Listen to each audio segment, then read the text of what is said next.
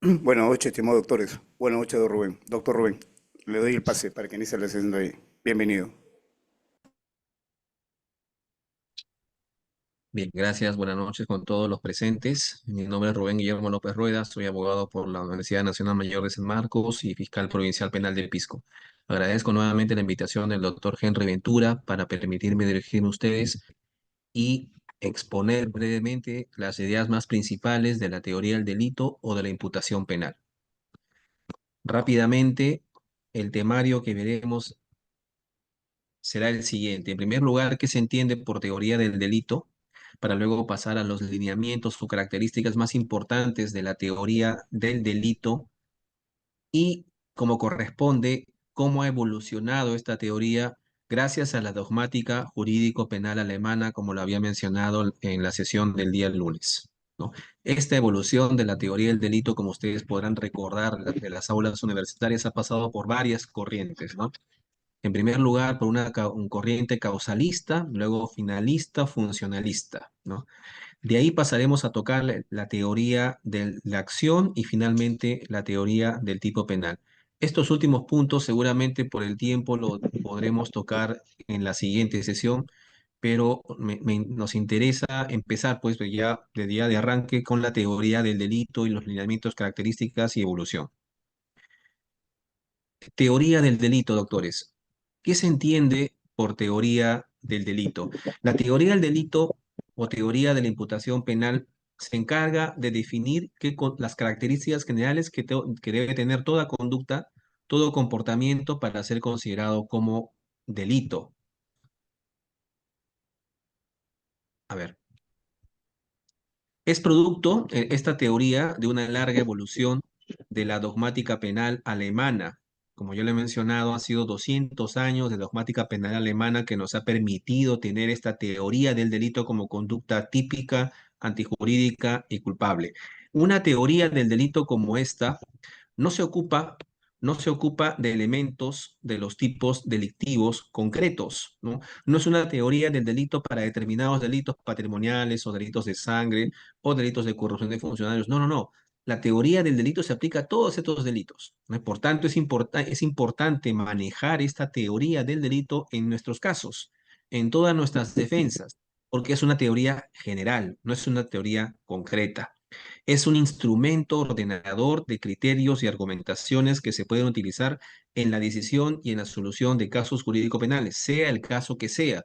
Hablemos del tipo de delito de que se trate. Puede ser un delito patrimonial, un delito de sangre o un delito contra la vida y el cuerpo de la salud, incluso un delito de corrupción de funcionarios o también un delito de criminalidad organizada, ¿no? Como el delito del artículo 317A, 317B, entre otros, ¿no? Para todo delito sirve la aplicación de esta teoría del delito. La teoría del delito, como lo he mencionado, nace de la ley y se desarrolla a través de sistema de conceptos, a través de un proceso de abstracción científica de distintos niveles o estamentos, en el que cada nivel supone al anterior, pero ello no autoriza a que nos podamos mover de un nivel a otro, ¿no? Como le he mencionado, la teoría del delito actual, como que define al delito como comportamiento típico, antijurídico y culpable, es un sistema de estamentos, ¿no? De estancos en el que no podemos pasarnos, por ejemplo, de un nivel a otro sin que previamente hayamos eh, cumplido con los requisitos de un estamento inmediatamente anterior. Por ejemplo, no puede ser típica una conducta que no sea calificada como conducta humana voluntaria. Tampoco podría ser culpable aquel comportamiento que no sea típico, ¿no? ¿Me explico? Entonces, esta teoría no cubre distintos niveles y cada nivel presupone el cumplimiento del nivel inmediatamente anterior. Una teoría del delito, como le he mencionado, es una hipótesis posible de la voluntad del legislador expresada en la ley, ¿no? Acabo de señalar que esta teoría del delito nace de la ley, no puede ser una invención de la dogmática. La dogmática trabaja en función de lo que establece la propia ley penal, ¿no? Por tanto, es una hipótesis posible. Esta teoría es una hipótesis posible de lo que indica o lo señala o regula nuestro Código Penal en la parte general, ¿no? El Código Penal peruano en ninguna parte va a señalar la definición de teoría del delito. El delito es una conducta humana, típica, antijurídica y culpable. Eso no está en ninguna parte. No lo vamos a ver en ningún código penal, porque la teoría es un desarrollo dogmático, pero siempre a partir de la ley penal, y busca básicamente tener una herramienta para resolver casos. Por ejemplo, tenemos una conducta como homicidio, que puede ser una conducta típica porque puede encajar en el artículo 106, pero por ahí de repente encontramos en nuestro caso práctico una legítima defensa, es decir, esta persona cometió homicidio, pero para defenderse, ¿no? Ante una agresión ilegítima. Entonces, aplicando la teoría del delito, podemos resolver nuestro caso con la ayuda de la legítima defensa como causa de justificación, ¿no? La legítima defensa como causa de justificación se analiza a nivel de la antijuridicidad, que forma parte, es un estanco, es un compartimento de la teoría del delito. Ven ustedes cómo esta teoría resuelve básicamente los casos jurídico-penales y de todos los delitos, no solamente de algunos. Cumple, por tanto, una función científica porque busca proporcionarle al intérprete, al operador jurídico, diría yo, un sistema que permita la aplicación de la ley a casos con un considerable grado de seguridad, pero no de manera absoluta, ¿no? Grado de seguridad sí alto, pero no absoluto. Su campo de acción comprende la criminalización primaria y la secundaria, es decir, esta teoría del delito de la que estamos dando algunas ideas solamente breves, muy resumidas, no solamente es aplicable al momento de de la selección de qué conductas son delito o la selección de las personas que van a ser considerados como imputados o delincuentes. Recuerden ustedes, en la sesión del lunes hablamos de dos tipos de criminalización, ¿no? La criminalización primaria y la criminalización secundaria, ¿no? La criminalización primaria es el proceso de definición de qué conductas son delito y corre a cargo del legislador, y la criminalización secundaria es el proceso de selección, es decir, se selecciona qué personas van a ser consideradas como delincuentes, es decir, imputados. El primer proceso corre a cargo del legislador y el segundo de los operadores, policía, fiscal, juez. La teoría que estamos presentando en un breve resumen, porque básicamente es breve para el tiempo y por las dimensiones de la teoría del delito, es una teoría que se puede aplicar tanto en el proceso por parte del legislador, en el proceso de criminalización primaria, y también usado por los operadores, por nosotros, la policía, jueces, fiscales. Cumple una función garantista, doctores. Claro, porque, por ejemplo, podemos utilizar la legítima defensa para cualquier delito, ¿no? Supongamos que una persona comete una conducta que está encuadrada en un tipo penal, como por ejemplo daños, yo puedo ingresar, incluso violación de domicilio, podría yo ingresar a la vivienda de mi vecino sin su autorización, podría yo al momento de ingresar romper una cerca y ahí estaré cometiendo por lo menos dos delitos en concurso ideal, ¿no? Daños y el delito de violación de domicilio. Y sin embargo, un buen operador de la teoría del delito podría indicarme, no, no, ahí, si bien hay una conducta típica, porque encuadra en dos delitos, podríamos por ahí encontrar una causa una causa de justificación. Podríamos encontrar una causa de justificación. ¿Cuál es? Eh, a ver, perdón.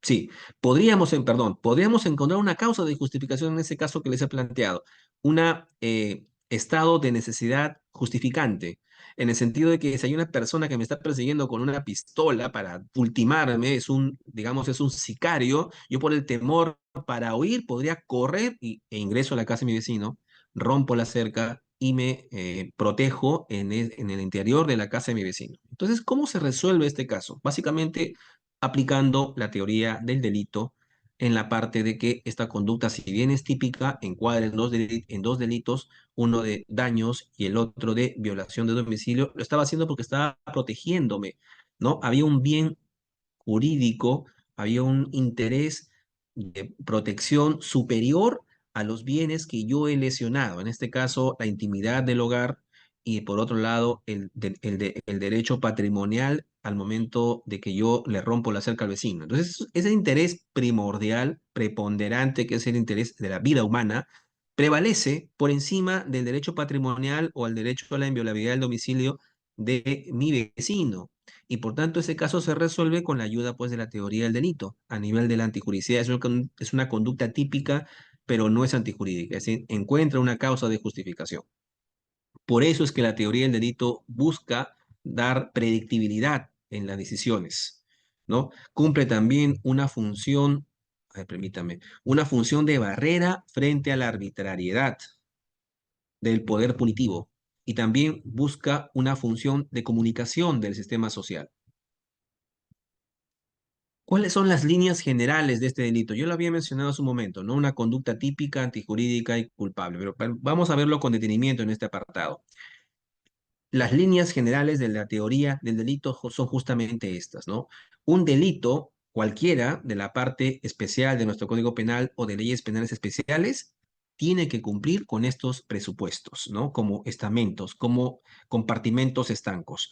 Tiene que ser en primer lugar una conducta humana voluntaria típica porque está encuadrada en un tipo penal, antijurídica porque no tiene ninguna causa de justificación y también culpable porque es reprochable a su autor.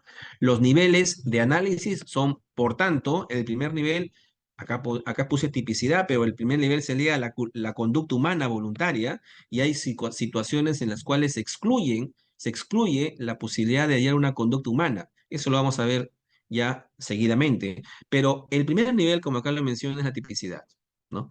El segundo nivel es la anticuricidad, el tercero es la culpabilidad. Está o se encuentran en una relación lógica necesaria estos tres niveles, tipicidad, antijuricidad y culpabilidad. Solo una acción u omisión típica puede ser antijurídica. Fíjense ustedes ahí la relación lógica y lógica necesaria. Solo una acción u omisión que está encuadrada en un tipo penal puede ser antijurídica o contraria a derecho. Y solamente una acción u omisión contraria a derecho puede ser culpable o no culpable. Tenemos el ejemplo del homicidio, ¿no? El que con su arma de fuego dispara contra otro y lo mata. Esta conducta corresponde a un homicidio del artículo 106. El matar a otro es un ejemplo típico de homicidio. Es una conducta típica porque la conducta humana voluntaria encuadra. Se subsume en un tipo penal, en este caso es el artículo 106 de nuestro Código Penal.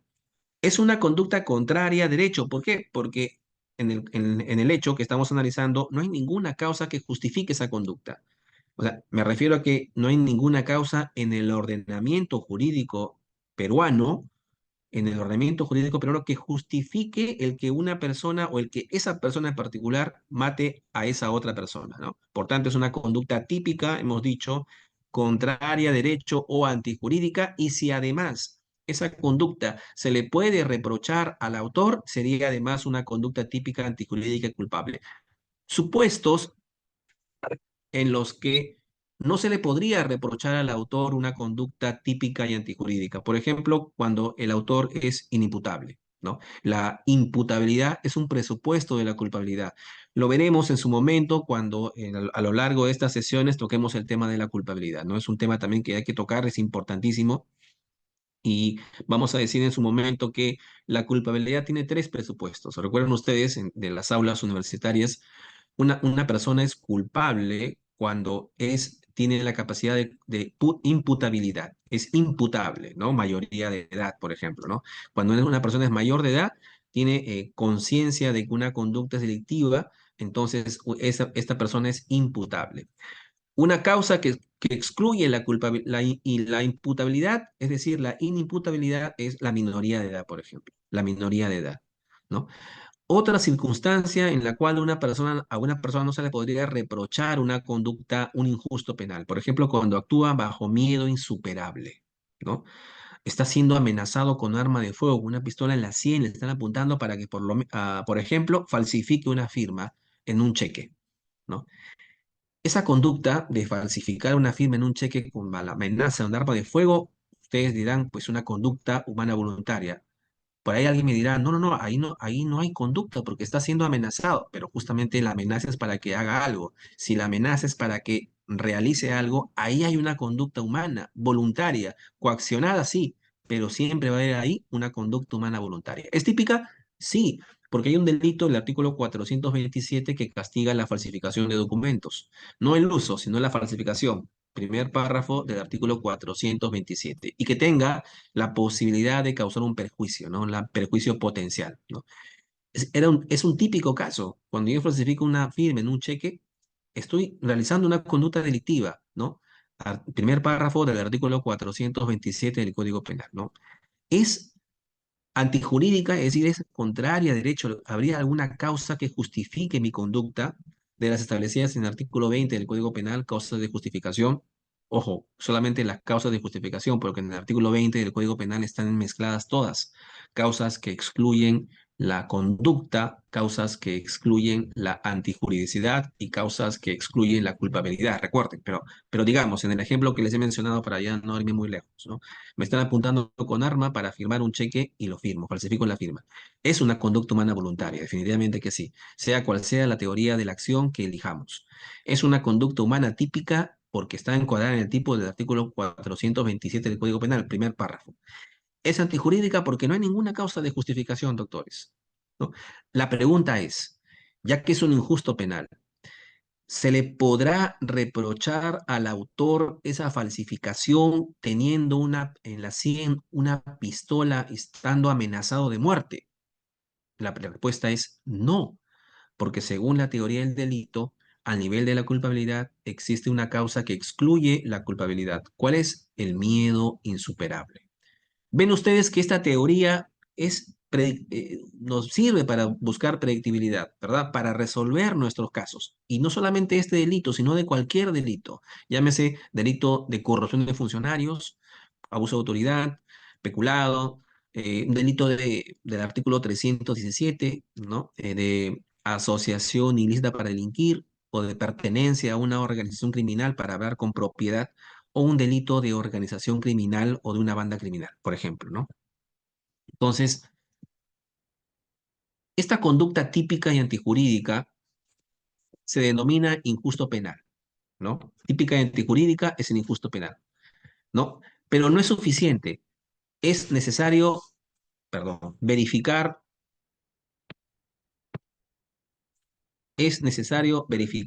aquí,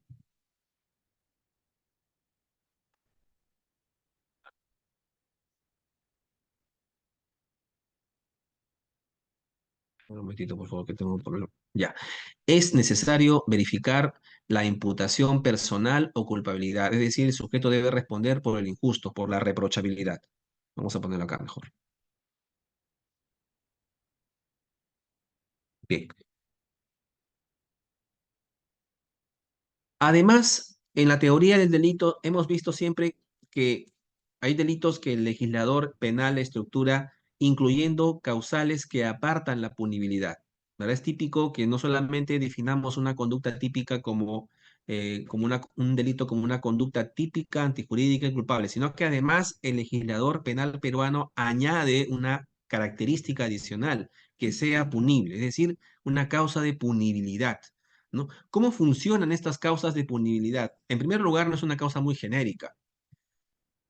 El legislador decide en determinados delitos por cuestiones de política criminal, por cuestiones de política criminal, cuando se requiere una causal de punibilidad para que esta conducta sea reprochable penalmente, ¿no?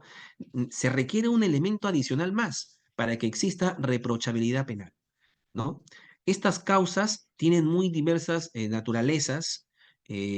Hay las que son por conveniencia político-criminal, a cuando el legislador quiere priorizar, por ejemplo, determinados intereses por encima de la persecución penal, o también por cuestiones de practicidad, ¿no? Estas causas de punibilidad, el profesor Villavicencio las clasifica en cuatro y yo las menciono aquí, ¿no? Vamos a ver, estas causas de punibilidad, repito, son solamente, funcionan para determinados delitos, ojo, no es propiamente una condición, un presupuesto de toda la teoría del delito para todos los delitos, no, no, no, solamente para determinados, puntuales, concretos delitos. ¿Cuáles son estas cuatro causas? En primer lugar, la llamada condición objetiva de punibilidad. Condición objetiva de punibilidad. ¿Qué dice la condición objetiva? No procede la acción penal, por ejemplo, por libramiento indebido, si se abona el monto del cheque dentro del tercer día de requerido.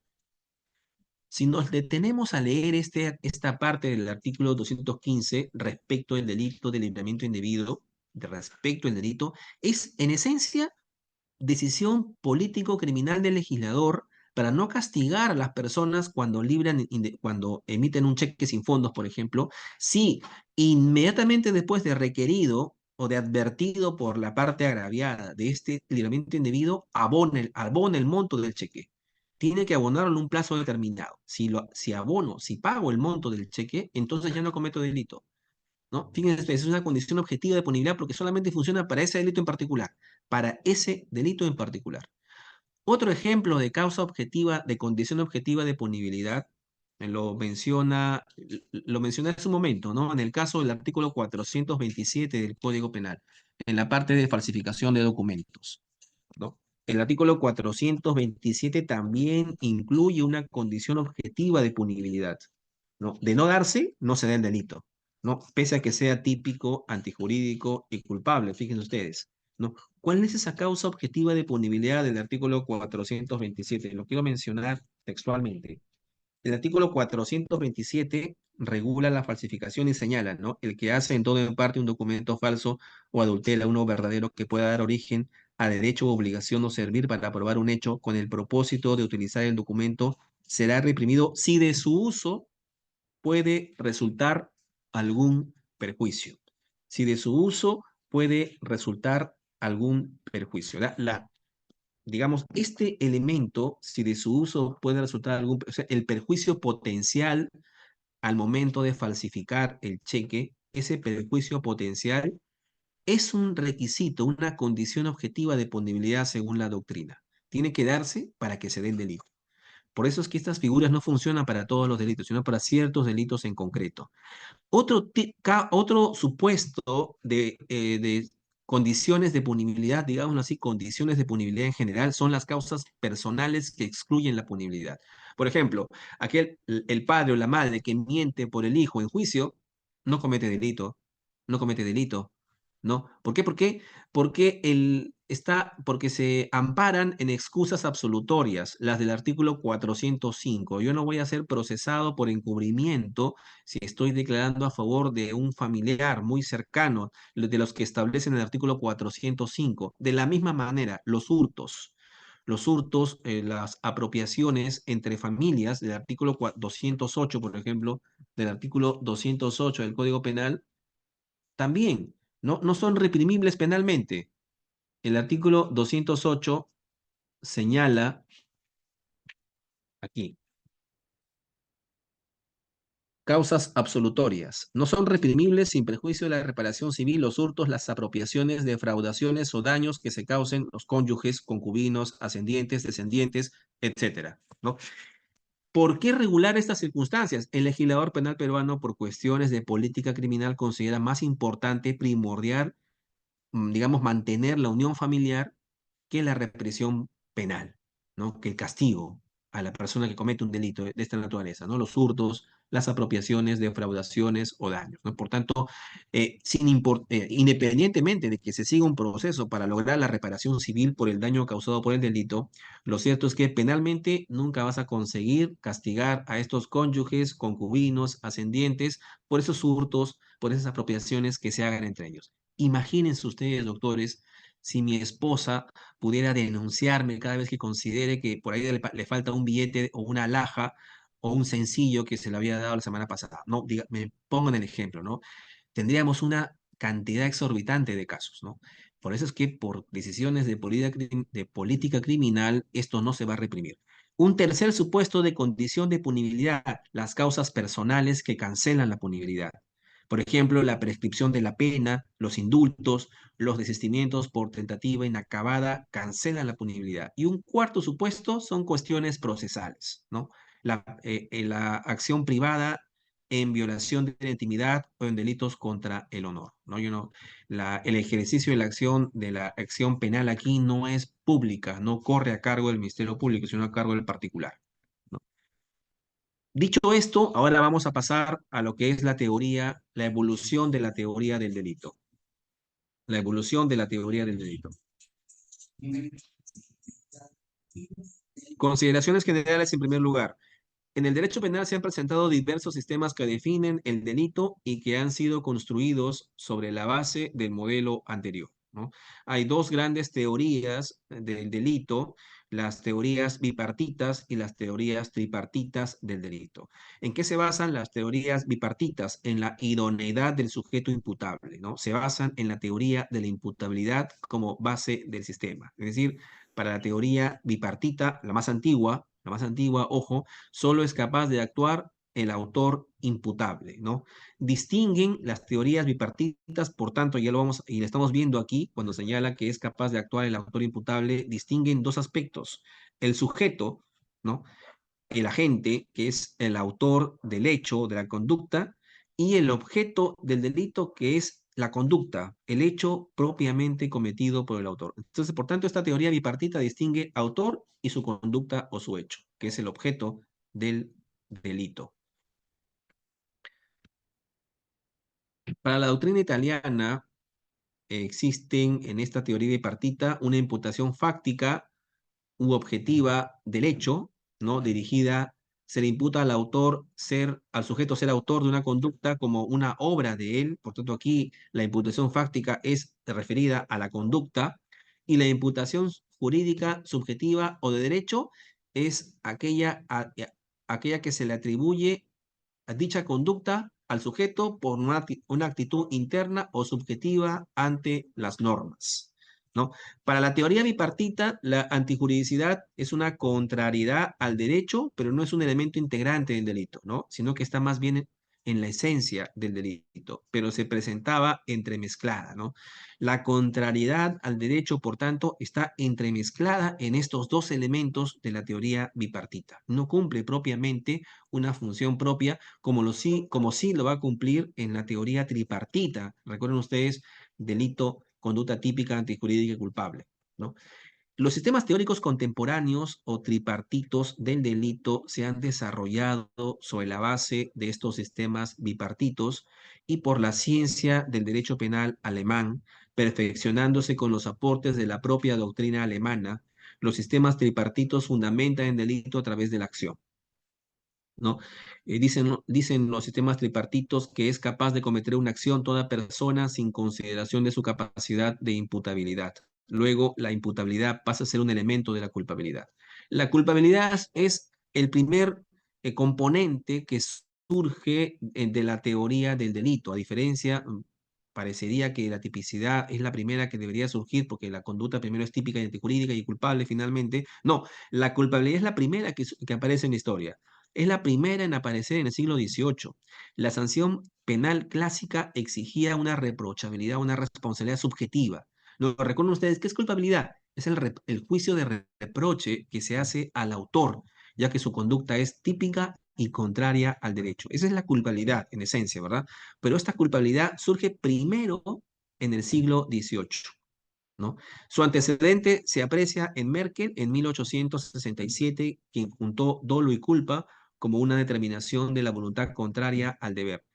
Al inicio de digamos, de la teoría del delito, doctores, el dolo y la culpa, que como ahora lo conocemos está regulado dentro del tipo penal como tipo subjetivo, estaba antes regulado al nivel de la culpabilidad. Es decir, en la culpabilidad no solamente se estudiaba el dolo y la culpa, ¿no? Aspectos subjetivos del tipo, se estudiaba la culpabilidad, sino también la conocimiento de la antijuricidad de la conducta, ¿no? Esos dos elementos se estudiaban al nivel de la culpabilidad.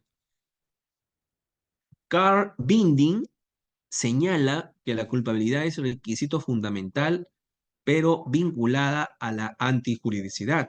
Y son von List y Billing quienes primero aparecen indicando que la culpabilidad es un elemento básico del delito, diferenciándolo, ojo, diferenciándolo de la contrariedad al derecho. Es decir, estamos hablando primero de la reprochabilidad que se le hace de una conducta a su autor, es decir, la culpabilidad, eso va primero, e independientemente de eso, dicen von List y Billing, estamos hablando de la antijuridicidad. Lo pongo en rojo aquí porque va a ser von List y Billing quienes también van a, conjuntamente con Billing, a crear la teoría tripartita, o sea, el delito es típico, antijurídico y culpable. Ahora lo vamos a ver seguidamente, pero eh, el origen de la acción en el sistema tripartito, por ejemplo, aparece en los trabajos de Werner en el año 1857 y Luden elaboró un sistema tripartito, acción, antijuricidad y culpabilidad, pero todavía no incluye la tipicidad, ¿no? Ya en esta etapa, la contrariedad al derecho, la antijuricidad, se origina en los trabajos de Rudolf von Jhering, quien desarrolló para el derecho civil el concepto de antijuricidad objetiva, y von List fundamentó con ello su sistema de la antijuricidad o contrariedad al derecho es la parte objetiva del delito y la culpabilidad es la parte subjetiva. Recuerden ustedes que todavía aquí, en este momento, la culpabilidad incluye el dolo y la culpa. El tipo penal surge a partir de Ernest Billing, quien fue el primero en definir que no toda conducta por ser contraria al derecho es delito, porque hay conductas que son contrarias al derecho y que necesariamente no son delictivas. Por tanto, aquí hay que definir qué es delito, en dónde va a estar tipificado el delito. Y por tanto, aquí Ernest Billing señala, hay que definir qué conductas deben ser típicas. Hay que definir la tipicidad y el tipo. Esto surge a partir del año 1906. Solo las conductas que describen el tipo penal merecen sanción, es decir, deben ser típicas, y lo ubica como elemento anterior a la antijuricidad y culpabilidad. Por tanto, con List Billing ya tenemos esta teoría, este estamento, esta teoría del delito, esta estructura de el delito como una conducta típica, antijurídica y culpable, con el sistema von List-Billing. Mayer ubica en el tipo todo el acontecer objetivo externo y todo el acontecer subjetivo lo psicológico en el campo de la culpabilidad, ¿no? Acá, por tanto, ya tenemos un primer sistema, el sistema tripartito del delito o sistema List-Billing. Sin embargo, a partir de este sistema tripartito, doctores, han habido hasta cuatro corrientes o cuatro corrientes de la dogmática jurídico-penal alemana que han influido en Latinoamérica, ¿no? De cómo han entendido el delito, cada una distinta de la otra.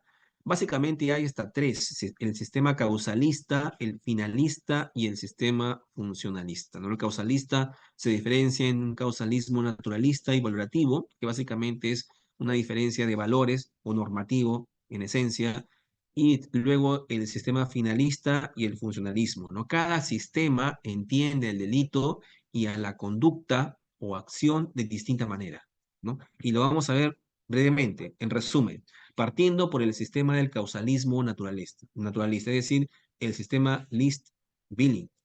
El causalismo naturalista, doctores, entiende al delito como una conducta descriptiva, mecanicista de las ciencias naturales. Básicamente, esa es la manera de ver el delito. Ante las dificultades de los autores hegelianos y los teóricos de los imperativos para lograr proporcionar una concepción práctica del delito, se difunde este pensamiento positivista en Alemania desde el último tercio del siglo XIX y hasta las primeras décadas del XX. Este causalismo naturalista se basa en el pensamiento filosófico del positivismo naturalista, es decir, de las ciencias de las ciencias de la naturaleza, mecanicistas y causalistas, que se traducen en dos expresiones: un normativismo de la dogmática del derecho y un naturalismo de la criminología. ¿Qué es el delito para el causalismo naturalista?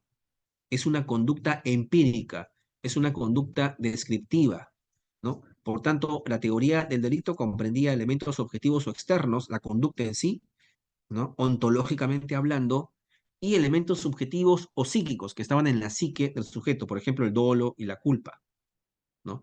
Von List adopta el pensamiento científico de las ciencias naturales y las adecúa a la explicación del delito como un sistema de sucesivas determinaciones que se rigen por el principio de que lo injusto es subjetivo y la culpabilidad es subjetiva, ¿no?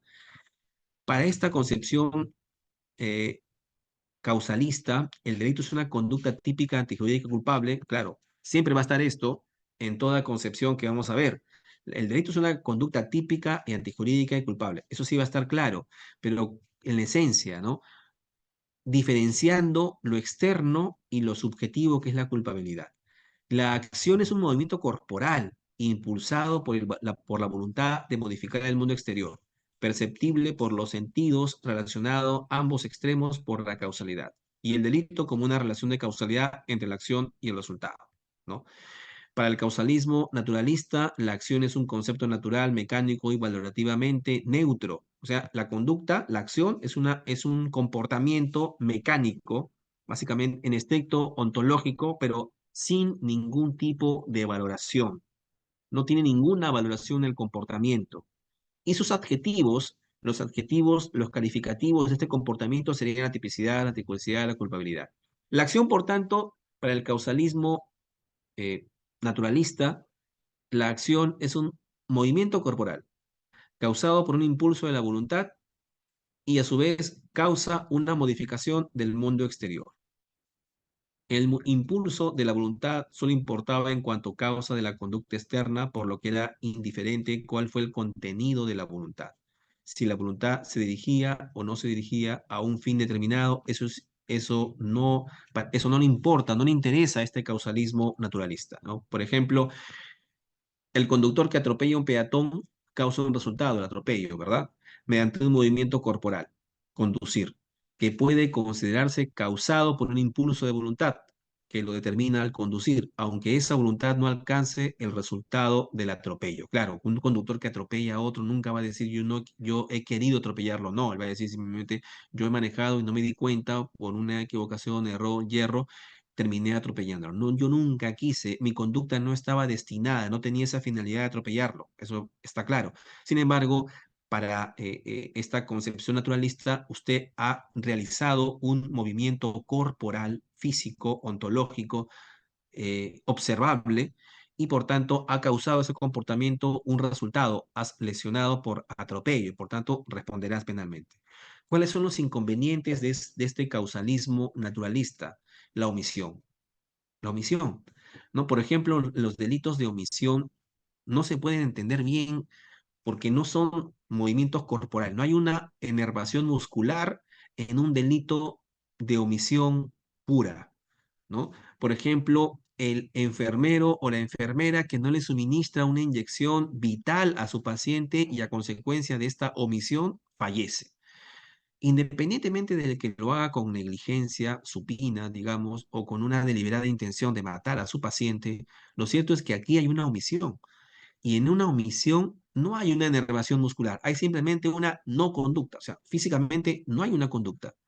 No hay una conducta ontológicamente hablando, ¿no? Y este es el inconveniente con la concepción el- en la concepción del causalismo normativista, que choca mucho con los delitos de omisión. Vamos a pasar ahora al causalismo valorativo. El causalismo valorativo sigue entendiendo a la acción o comportamiento como una enervación muscular, pero simplemente esta enervación muscular está sujeta a valores, está sujeto a normas, hay un reproche normativo.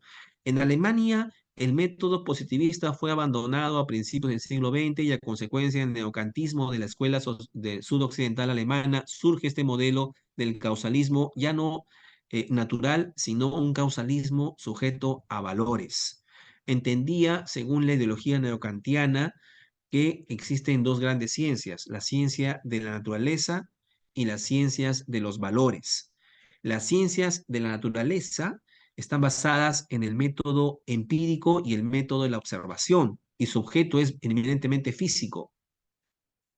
En cambio, en las ciencias del espíritu, el objeto de las ciencias son las obras y caracteres del espíritu humano y su método es comprensivo, método valorativo, ¿no? Sigue siendo una corriente causalista, definitivamente que sí lo es, pero en este causalismo se introducen mucho los valores, o sea, acá hay una valoración normativa de cada uno de los estamentos de la teoría del delito, ¿no? El método de las ciencias del espíritu se fundamentaban en aprender, entender, valorar significados y aplicar valoraciones a las obras y virtudes humanas. Lo valorativo, el elemento valorativo normativo recorría y vinculaba todos los elementos del delito, desde lo injusto que es objetivo y valorativo, y además la culpabilidad queda subjetiva, pero también valorativa, ¿no? La filosofía neocantiana buscaba reemplazar el positivismo naturalista por un positivismo teleológico referido a valores, y este sistema es un enfoque normativo valorativo donde ya no tiene importancia la diferencia entre aspectos objetivos y aspectos subjetivos. Ya no se contentaban el causalismo valorativo con observar y describir los hechos, sino que exigía un comprender y valorar el sentido de los hechos. Se buscaba referir la realidad a determinados valores supremos sobre la base de cuáles determinados elementos generales del delito resultaban sistematizados desde el punto de vista de dichos valores. Este sistema, como le acabo de mencionar, sigue siendo un sistema causalista, ¿no? En donde entendían que la acción era una conducta, un movimiento corporal, ¿no? Pero abandonaban la identificación naturalista descriptiva dada por el sistema clásico, pasando por una acción normativa o valorativa. La acción es un comportamiento humano, conducta humana voluntaria. Para esta concepción causalismo valorativo, se creyó incluir aquí a la omisión, pero por más que la acción dejó de ser naturalista, no dejó de ser causal, y por tanto para el causalismo valorativo también había una dificultad en integrar los delitos de omisión en este concepto de acción, ¿no? ¿Cómo integrar una omisión? No, no se podía, ¿no? Se dijo para el causalismo relativo que la esencia de la acción era todavía el ser una causación, causaba, por tanto, si la esencia de la acción era, de la omisión, perdón, era ser una causación causada a su vez por la voluntad, pero no definida por ella. Es decir, en la omisión también había una voluntad, pero una voluntad manifestada en un no hacer, ¿no? Sin embargo, reñía mucho con la teoría del causalismo estos delitos de omisión. El tipo penal ya no se le identifica con caracteres objetivos descriptivos, sino pasando a coger también elementos normativos. Esto ya lo he mencionado, ¿no? El causalismo relativo básicamente integra valores en cada uno de los estamentos de la teoría del delito.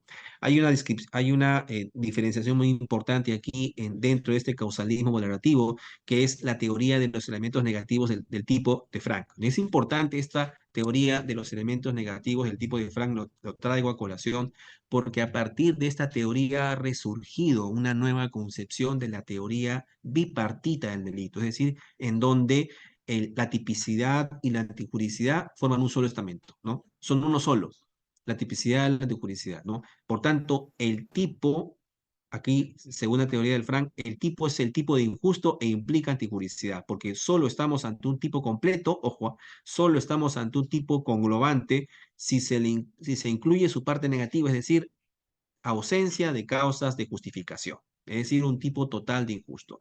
Para la teoría bipartita actual, ¿no? Entienden que primero debe haber una conducta humana voluntaria y luego una conducta típica, es decir, una conducta típica antijurídica. La tipicidad va unida a la antijuridicidad y es un estamento de la teoría del delito y además se le adhiere la culpabilidad.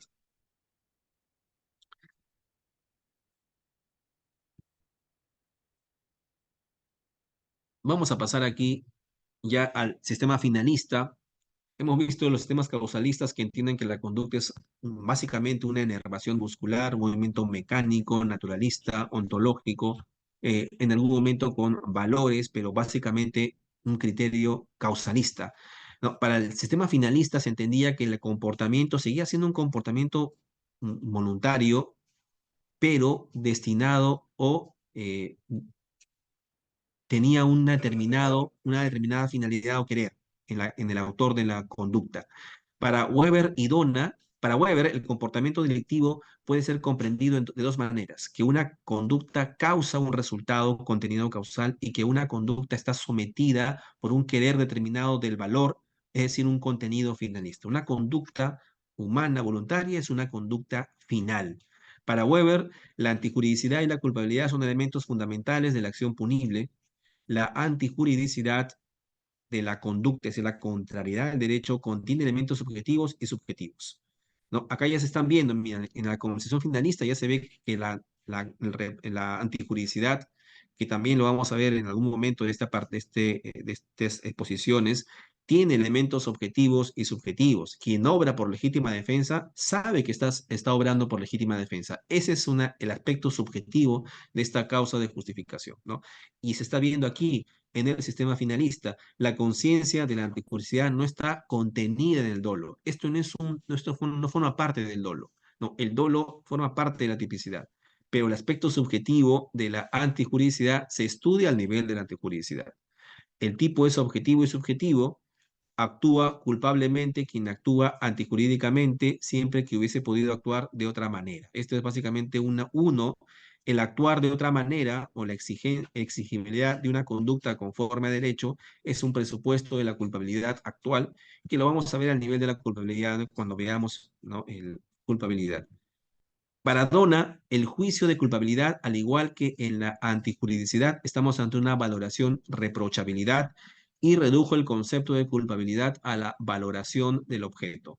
Luego, el dolo es una especie de voluntad final de la acción y se ubica al nivel del tipo subjetivo y de los delitos dolosos. Con el sistema finalista, por tanto, podemos decir que con el sistema finalista el dolo y la culpa ya no se estudian al nivel de la culpabilidad, ¿no?, sino pasan a estudiarse al nivel de la tipicidad, ¿no? Belzel introdujo la doctrina de la acción final en el año 1930, señalando que el aspecto objetivo y subjetivo del comportamiento se encuentran entrelazados, ¿no? No se puede suprimir uno sin aniquilar el otro, ¿no? Por tanto, forman parte del estudio del tipo, ¿no? Tipo objetivo y tipo subjetivo. La filosofía del finalismo se fundamentó en la doctrina de las estructuras lógico-objetivas que pertenecen al mundo del ser, naturaleza de las cosas, como aparece en o sea, prácticamente la conducta, la acción siempre, nunca dejó de ser una acción voluntaria, una enervación muscular, o sea, un movimiento ontológico. Sin embargo, no era una conducta ontológica destinada a una finalidad, que tenía una finalidad. La voluntad estaba encaminada a un fin en particular de la gente, según el sistema finalista. Claro, luego ahora vamos a hablar que para el sistema finalista no se entiende o no se explica muy bien cuál es la figura de los delitos culposos. En un delito culposo no se puede decir que el conductor obró o chocó o causó lesiones a una persona porque estaba destinado, porque quería causar una lesión al peatón o al otro conductor, ¿no? Para el sistema finalista también cuesta mucho definir un comportamiento culposo. Pero continuemos.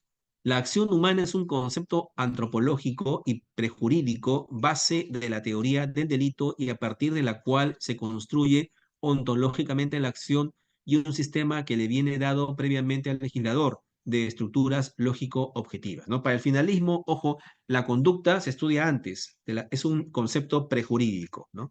Es un concepto antropológico, prejurídico y no forma parte de la teoría. Es la base de la teoría del delito, pero no forma parte de ella según el sistema finalista. Persen señala que las estructuras lógico-objetivas se orientan directamente de la realidad, objeto de conocimiento, y la ciencia del derecho penal debe construir un sistema partiendo de dichas estructuras. Para verse, las categorías del conocimiento son también categorías del ser, es decir, categorías nociológicas y a la vez ontológicas. Belsel, por ejemplo, que es importante, fíjense ustedes, para Belsel la acción humana es un ejercicio de acción final, es decir, dirigida a un fin. Un comportamiento humano voluntario está siempre dirigido a alcanzar una finalidad concreta. Pero, sin embargo, no se puede explicar bien esta definición de acción con los delitos culposos.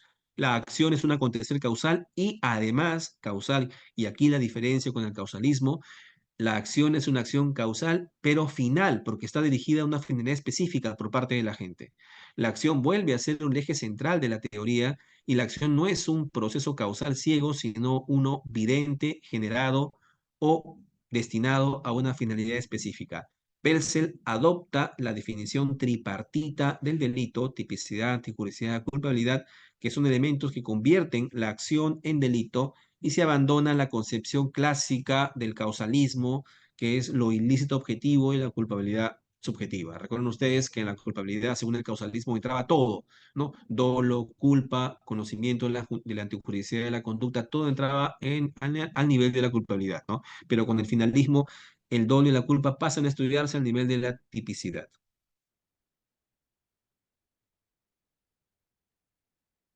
Finalmente, para el funcionalismo, el sistema racional final y funcionalista empezó en la década del año 1970. Para el derecho penal no puede vincularse según el finalismo, a realidades ontológicas. Es decir, sobre todo con los delitos de omisión, ¿verdad? Por ejemplo, el ejemplo que le he mencionado de un enfermero que no suministra una inyección a su paciente y a causa de esta omisión fallece el paciente. Independientemente de que haya actuado con dolo o culpa, lo cierto es que aquí hay una no conducta, hay una omisión propiamente hablando y que además no deja de ser reprochable penalmente. Y sin embargo, ahí no habría conducta según un sistema causalista, llámese causalismo naturalista o causalismo valorativo. No hay conducta y sin embargo hay delito. Para el sistema funcionalista, por tanto, ataca la concepción de una conducta y una acción como una acción de enervación muscular, ¿no? De una conducta ontológicamente hablando. No es delito, no solamente es algo ontológico que se pueda percibir por los sentidos. El derecho penal, por tanto, dice el sistema funcionalista, no puede vincularse a realidades ontológicas previas, sino que únicamente debe guiarse por las finalidades del derecho penal. Para este sistema funcionalista no se buscan modificaciones a la teoría del delito, sino lo que se pretende es atribuir a sus elementos nuevos contenidos. Hay que dotar de nuevo contenido lo que debe entenderse por acción, lo que debe entenderse por tipicidad, antijuricidad y culpabilidad. ¿Cuál es la base de este sistema funcionalista? La sociología sistémica de Parsons, de Merton y de Luhmann, ¿no? Donde se abordan los problemas a través de sistemas. En esencia, un sistema funcionalista entiende que el delito es un ataque al sistema normativo de una sociedad, o sea, al sistema de normas, un ataque a la sociedad, ¿no? No es más que todo, la conducta no es digamos, no es una enervación muscular, un comportamiento ontológicamente hablando, sino que una conducta, un delito, es una manifestación de voluntad de una persona disidente que está diciendo en la sociedad que esa norma de convivencia no la involucra o no la obliga a actuar de esa manera. O sea, un delito es un ataque a las expectativas normativas de la comunidad, ¿no? Tiene mucho que ver con normas jurídico y normas sociales. Por eso es que el sistema funcionalista se basa en este sistema, en este idealismo neocantiano. Tiene mucho que ver con la normativa jurídica. La construcción de los elementos del delito aborda a los fines de la pena. Roxin le asigna a la pena fines de integración y Jacobs una función de prevención general positiva. Recuerden ustedes la prevención general positiva que hemos visto en la sesión anterior, en el sentido de que la aplicación de la pena busca comunicar a la colectividad, integrarla a que acoja a la comunidad el sistema de valores que contiene nuestro Código Penal. Pues Jacobs entiende que su sistema funcionalista define el delito de esa manera. El derecho penal tiene una función de prevención general positiva. Existen dos tipos de funcionalismo. Un funcionalismo mesurado, que es un sistema postfinalista o político criminal, y un funcionalismo extremo. Lo vamos a ver ya para culminar esta sesión y en la siguiente que nos toque culminaremos ya la teoría del delito con el apartado de los tipo penal y las teorías de la acción. Para el funcionalismo mesurado, cuyo propulsor es Klaus Roxin, en su libro Política Criminal y Sistema de Derecho Penal del año 72, fíjense ustedes, propone la idea de construir el delito en base a la función político-criminal del derecho penal. Le denomina sistema teleológico político-criminal. Para Klaus Roxin, él reivindica el neocantismo de los años 30, o sea, valorativo, recuerden ustedes, que forma parte del causalismo valorativo, reivindica el neocantismo de los años 30 y reemplaza las normas de la cultura de Mayer por la orientación político-criminal conforme a la teoría de los fines de la pena. A la objeción de que las decisiones político-criminales del legislador pueden afectar el Estado de Derecho, Roxin propugna que la política tiene que acoger los derechos y libertades reconocidos internacionalmente. Para Roxin, los elementos generales de la teoría del delito deben ser establecidos y armonizados acorde con los fines político-criminales. Las finalidades redactoras de un sistema de derecho penal solo pueden ser de tipo político-criminal. Es decir, básicamente el delito está en función de lo que diga el legislador penal, porque la política criminal es el ámbito del legislador penal, ¿verdad? Hemos dicho que la política criminal es parte, la política criminal forma parte de la política del Estado para combatir la criminalidad. La política criminal son ese proceso de selección de qué conductas van a ser delictivas. Y no solamente eso, es un proceso de selección de cuáles van a ser las consecuencias de una conducta así definida como delito, ¿no? Por tanto, esa política criminal tiene que tener un baremo, tiene que tener un límite y eso es la dogmática jurídico-penal. La dogmática jurídico-penal sirve de freno para evitar o, digamos, para combatir las probables arbitrariedades del legislador jurídico-penal. Por ejemplo, la creación desmesurada de delitos, ¿no? Eh, Trastocando esta teoría, la teoría del delito, ¿no? La elevación indiscriminada de las penas para delitos patrimoniales mucho más graves que para delitos de sangre, por ejemplo, ¿no? Esas son, digamos, decisiones de política criminal. Actualmente, por ejemplo, es política criminal sancionar con más drasticidad los delitos patrimoniales que incluso los delitos de sangre, ¿no? eh, o los delitos de feminicidio más que los homicidios. Por ejemplo, el matar a una mujer podría ser más, incluso más grave que matar a un hombre, ¿no? Fíjense ustedes, esas son decisiones de política criminal. Pero viene acá la dogmática penal para definir es, digamos, razonable o no atenta contra el principio de igualdad que se castigue con más drasticidad el matar a una mujer que matar a un hombre. ¿Es razonable en términos de proporcionalidad el castigar con más drasticidad un delito patrimonial o un delito de peligro, como la tenencia de explosivos, por ejemplo, que un delito de lesión, como aquellos delitos contra el bien del cuerpo y la salud? ¿No? Ahí viene el tema de la dogmática jurídico-penal, con sus principios, para, digamos, darle límites al legislador, para limitar la política criminal. Y sin embargo, Roxin viene a decirnos que básicamente la teoría del delito es una teoría político-criminal. Es decir, que esta teoría del delito está básicamente diseñada en atención a lo que decide el legislador penal en un momento determinado para combatir la criminalidad. Está bien. Si es para combatir la criminalidad, está bien. ¿No? Pero él se cuida mucho y dice, no, un momentito, ¿no? Pero estas decisiones de política criminal del legislador tienen que respetar derechos fundamentales, ¿no? Y por ahí introduce un poquito una limitación al legislador jurídico penal alemán, por ejemplo, cuando asume una teoría del delito como una teoría político-criminal.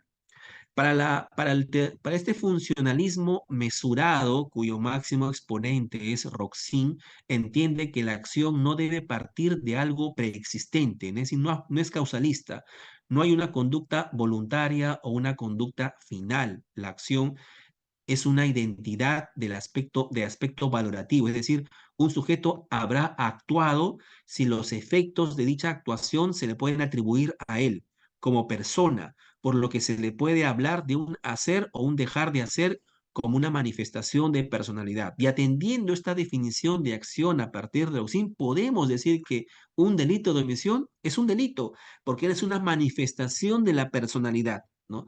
Incluso un dejar de hacer es manifestación de personalidad. Y por tanto ahí el enfermero con posición de garante que no le suministra una inyección esencial a su paciente y a consecuencia de esta omisión fallece el paciente, ahí se le puede incluso atribuir el resultado muerte a una conducta omisiva de este enfermero, ¿no?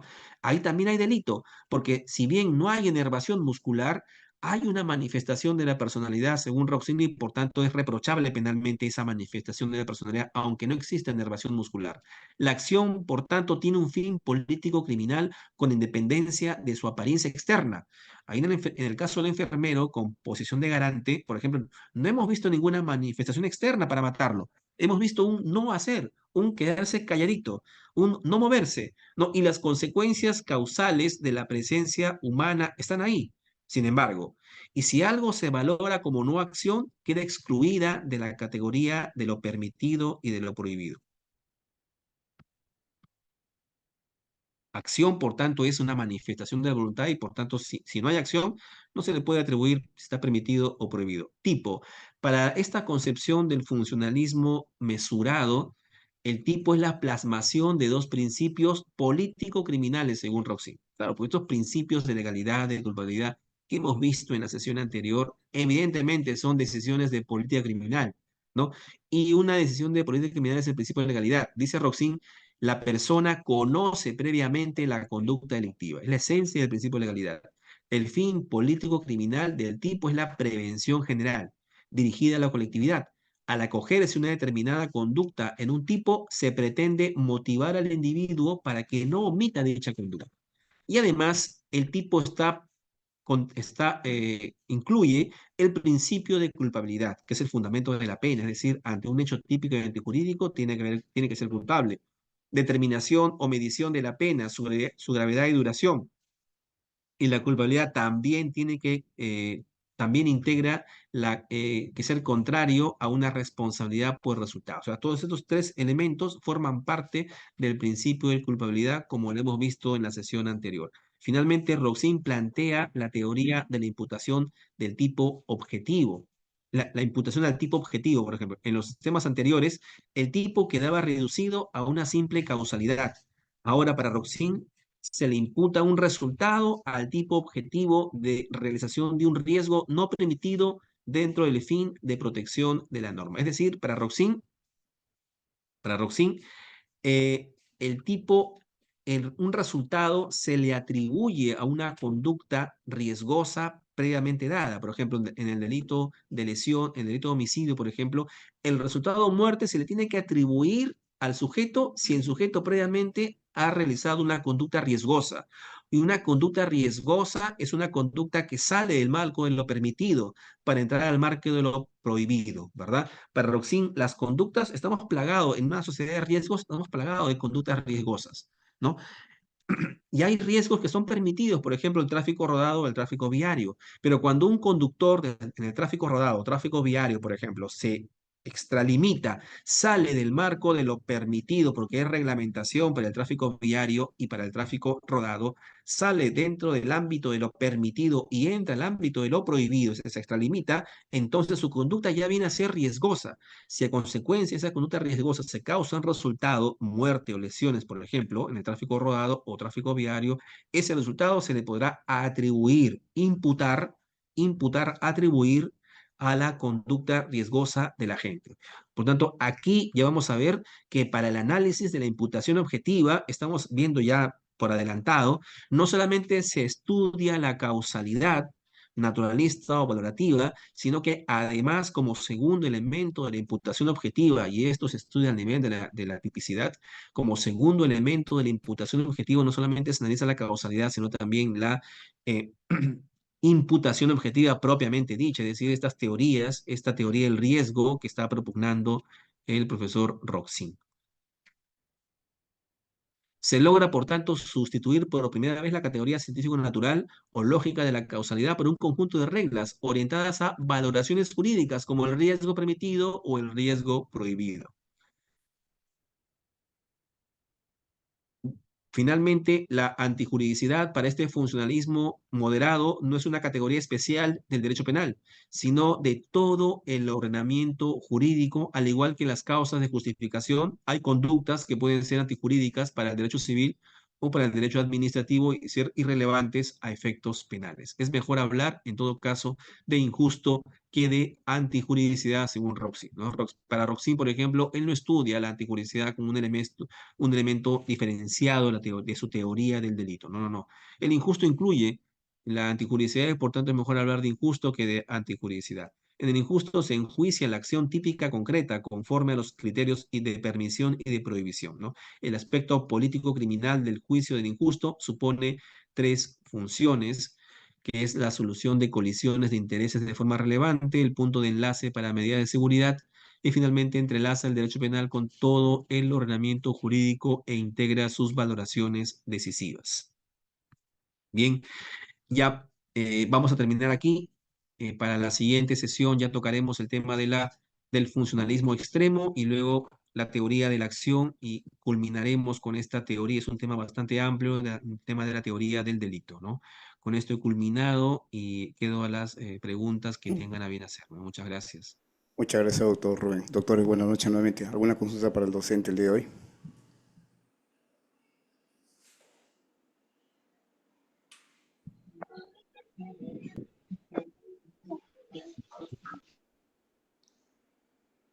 Doctor Pedro. Una cosa. Sí, una consulta, doctor. ¿Cuál es la diferencia? Y ahorita no me queda un poco claro la diferencia de tipicidad, ¿no? Y la conducta típica. Esa es Bien, mi pregunta. claro. Con cargo a verlo en la siguiente sesión porque también se incluye, la tipicidad es una calificativo, una característica de la conducta, ¿no? La tipicidad es una característica de la conducta que está encuadrada, es que la conducta que está encuadrada en el tipo penal. ¿No? Como le he mencionado hace un momento, antes de que surja la tipicidad existía pues la culpabilidad, la antijuricidad, pero había un problema en el sentido de que no toda conducta antijurídica era delito. Habría que definir qué conductas entraban eran consideradas como delito y a partir de ahí surge la teoría del tipo con Billing. Tipo es justamente esa conducta que está encuadrada o descrita en un tipo penal. La tipicidad es eso, justamente, ¿no? La tipicidad es la característica de que una conducta esté encuadrada, subsumida en un tipo penal, ¿no? Esa es la tipicidad, ¿no? Y el tipo penal es la descripción de esa conducta en un tipo penal concreto, ¿no? Forma parte de la teoría del delito, doctor. Por eso es que primero se estudia, repito, la conducta humana voluntaria y a partir de que tenemos una conducta humana voluntaria, empezamos a la subsunción, como se dice, si esa conducta encuadra en un tipo penal concreto. Es decir, si existe atipicidad, ¿no? El subsumir una conducta dentro de un tipo penal concreto. No sé si ha quedado claro.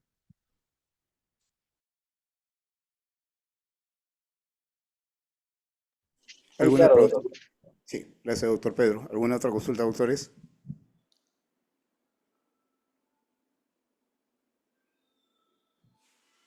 Doctor Rubén, si no me preguntan, entonces daremos por culminada la sesión de hoy. Muchas gracias, doctores. Nos vemos el próximo viernes a las 8 de la noche. Buenas noches Muchas con gracias, todos. doctor. Buenas noches. Gracias, buenas noches con todos. Gracias, gracias. Buenas noches. Buenas noches.